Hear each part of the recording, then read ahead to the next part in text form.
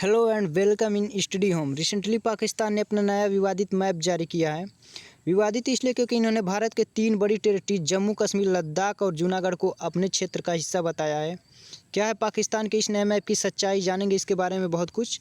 But before begin, don't forget like and share my video and subscribe my channel, also press the bell icon for more update. Now यह controversy समझने के लिए आपको थोड़ा सा background समझना पड़ेगा।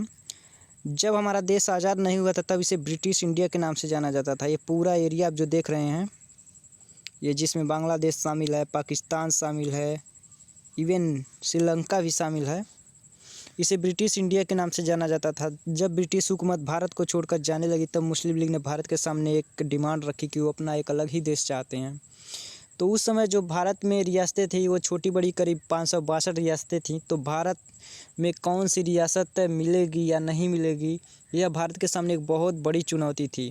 इस बीच जो ब्रिटिश सरकार थी एक कुटिल चाल चलते हुए इन रियासतों को 3 प्रकार की छूट दी थी। पहली ये, वे चाहें तो स्वेच्छानुसार भारत में मिल सकती हैं। दूसरी ये, वे चाहें तो स्वेच्छानुसार पाकिस्तान में मिल सकती हैं। और तीसरी ये, वे चाहें तो अपना अस्थायित्व स्वतंत्र रूप से बनाए रख सकती हैं। अतः इन बातों से इन रियासतों का भारत में मिलना कुछ कठिन ही नज़र आ रहा था। उस समय की जो अंतरिम सरकार थी उसके जो उप प्रधानमंत्री और गृह मंत्री थे वे थे सरदार वल्लभ भाई पटेल। जम्मू कश्मीर को छोड़कर शेष सभी रियासतों का भारत में मिलाने का जो जिम्मा था इन्हीं को दिया गया था।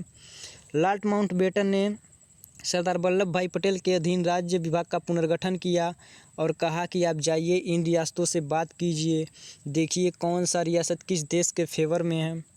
तो सरदार वल्लभ भाई पटेल ने अपने काम में सहायता के लिए एक पर्सन को चुना जिनका नाम था बीपी मेनन। आप देखिएगा ये बीपी मेनन इस जूनागढ़ को भारत में मिलाने के लिए बहुत बड़ा रोल प्ले करते हैं। साथ ही साथ ये जम्मू कश्मीर में भी भारत से मिलाने में एक बहुत बड़ा रोल प्ले करते हैं। 5 जुलाई 1947 को सरदार वल्लभ भाई पटेल ने इन सभी रियासतों को पत्र लिखा और कहा कि आप हमें अपना 3 डिपार्टमेंट, जिसमें से पहला था रक्षा मंत्रालय और दूसरा था विदेश मंत्रालय और तीसरा था संचार मंत्रालय, कहा कि आप इन 3 मंत्रालय को हमें दे दीजिए और बाकी का देखभाल आप स्वयं कीजिए। 15 अगस्त 1947 आते लगभग सभी रियासतों ने इस इंस्ट्रूमेंट ऑफ एसेशन पर साइन कर दिया, लेकिन 3 टेरिटरी ऐसी थी जो स्वतंत्रता का ख्वाब पाल रहे थे। उसमें से एक था हैदराबाद, दूसरा था जम्मू एंड कश्मीर और तीसरा था जूनागढ़।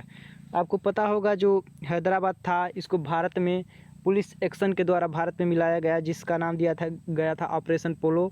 और जो ये जम्मू कश्मीर था इसको अधिमिलन पत्र द्वारा भारत में मिलाया गया था। वहाँ के जो राजा थे, राजा हरी सिंह, उन्होंने इस इंस्ट्रूमेंट ऑफ एसेशन पर साइन किया था। उसके बाद लॉर्ड माउंटबेटन ने साइन किया था। तब जाके इंडियन आर्मी वहाँ पे जम्मू कश्मीर में पहुँची थी और वहाँ से पाकिस्तान के दरिंदों को कुछ दूर भगाने का प्रयास किया था। उसके बाद जो जूनागढ़ था इसको पब्लिक रेफरेंडम द्वारा भारत में मिलाया गया। स्पेशली हम बात करेंगे इस जूनागढ़ के ही बारे में, वास्तव में किसका हिस्सा होना चाहिए, क्या इन्होंने पाकिस्तान ने जो इसको अपने नक्शे में दिखाकर सही किया या गलत किया है, इसके बारे में हम जानने को बहुत कुछ मिलेगा।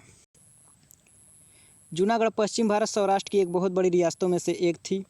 यहाँ के जो नवाब थे उनका नाम था महावत खान रसूल खंजी। ये अपने कुत्ते के कलेक्शन के लिए जाने जाते थे। इन्होंने करीब 800 कुत्ते पाल रखे थे। आप देख भी सकते हैं, ये कुत्तों के साथ ही दिख रहे हैं। अगर बात करें पॉपुलेशन की तो यहाँ की जो पॉपुलेशन थी वह थी 80% हिंदू और 20% बिलोंग करती थी मुस्लिम को, अर्थात यह एक हिंदू बाहुल्य क्षेत्र था। महावत खान के नज़दीकी मोहम्मद अली जिन्ना एवं मुस्लिम लीग दोनों से था। मोहम्मद अली जिन्ना ने महावत खान को अपने फेवर में किया और जो वहाँ के दीवान थे अल्लाह बख्श, उनको हटाकर बेनज़ीर भुट्टो के दादा शाहनवाज भुट्टो को वहाँ का दीवान बना दिया। अब जाहिर सी बात है जो शाहनवाज भुट्टो हैं इंडिया के अगेंस्ट में ही काम करेंगे और 2-3 काम ऐसे भी किए थे जिनसे इंडिया नाराज़ था। भुट्टो के दबाव एवं महावत खान के पाकिस्तान की ओर झुकाव के कारण 14 अगस्त 1947 ईस्वी को महावत खान ने जूनागढ़ को पाकिस्तान में विलय की घोषणा कर दी, जबकि हिंदू बाहुल्य क्षेत्र यह नहीं चाहती थी कि जूनागढ़ पाकिस्तान का हिस्सा बने। इस बीच सरदार वल्लभ भाई पटेल ने आर्मी भेजकर जूनागढ़ के 2 बड़े हिस्सों मैंगरोल और बाबड़ियाबाद पर कब्जा करवा लिया। इधर बॉम्बे में जूनागढ़ की अंतरिम सरकार बनी, क्योंकि जूनागढ़ ही बॉम्बे का हिस्सा ही हुआ करता था।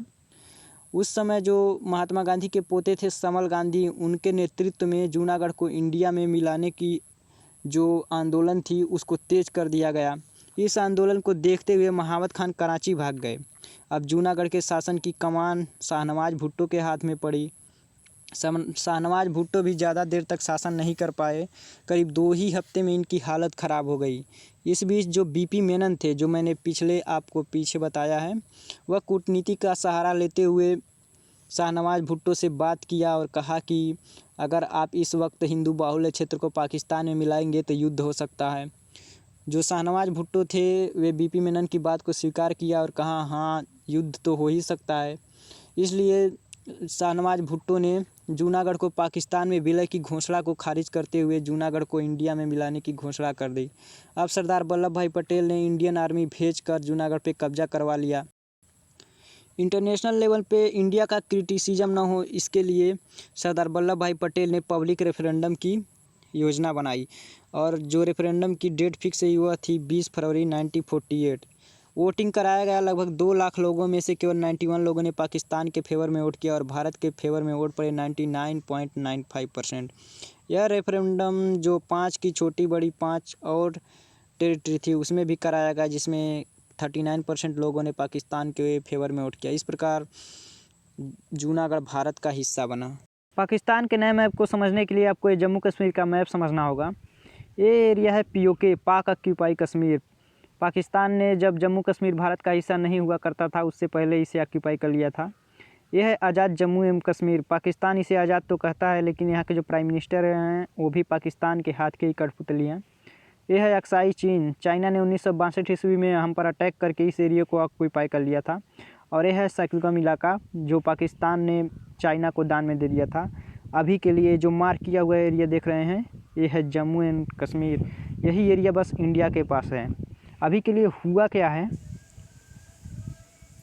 पाकिस्तान के पीएम इमरान खान ने अपनी बैठक के दौरान पाकिस्तान का न्यू पॉलिटिकल मैप जारी किया है, जिसमें भारत के 3 हिस्से लद्दाख, जम्मू कश्मीर और साथ ही साथ जूनागढ़ को अपने क्षेत्र का हिस्सा दिखा दिया है। आप देख ही सकते हैं, यह है पाकिस्तान का पुराना पॉलिटिकल मैप और यह है न्यू पॉलिटिकल मैप।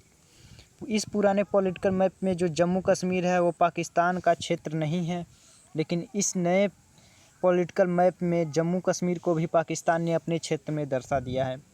पाकिस्तान के पीएम इमरान खान का मानना यह है कि जो इंडिया ने जो जनमत संग्रह कराया था जूनागढ़ में वह ठीक नहीं था।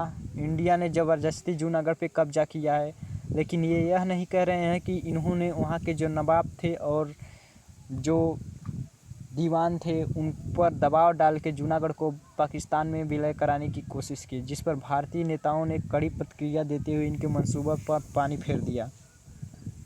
साथ ही साथ इस नक्शे को जारी करने के पीछे पाकिस्तान का एक ये भी मकसद है कि वह कश्मीर घाटी में अलगाववादी नेताओं का समर्थन पाकर कश्मीर घाटी में हिंसा फैलाना चाहता है और तनाव क्रिएट करना चाहता है। आपने देखा भी होगा कि जो पाकिस्तान ने अपना सर्वोच्च नागरिक सम्मान निशाने पाकिस्तान को जो जम्मू कश्मीर के हुर्रियत नेता थे सैयद अली गिलानी उनको दिया है। कुछ विशेषज्ञों का यह मानना है कि पाकिस्तान के नए नक्शे जारी करने के पीछे एक बहुत बड़ा रीज़न यह है कि भारत ने 5 अगस्त 2019 को जब जम्मू कश्मीर का स्पेशल स्टेट का दर्जा वापस लिया था, उस मुद्दे को पाकिस्तान अंतर्राष्ट्रीय स्तर पर सही साबित करने में काफ़ी नाकाम रहा है। साथ ही साथ पाकिस्तान के पीएम इमरान खान ने यह कहा है कि ये न्यू पॉलिटिकल मैप पाकिस्तान की जनता का प्रतिनिधित्व करता है। यह तो वही बात हुई ना, आप किसी देश पर कब्जा कर ले और कहें कि ये हमारी जनता की मांग थी। भारत ने इस नए नक्शे को सिरे से खारिज करते हुए यह एक बेवकूफ़ी भरा कार्य बताया है और कहा है कि इसका अंतर्राष्ट्रीय स्तर पर कोई मायने नहीं है। अतः होप सो यह सारी जानकारी क्लियर हुई होगी आपको। एंड करते हैं वीडियो का। Thank you for listening. God bless you all.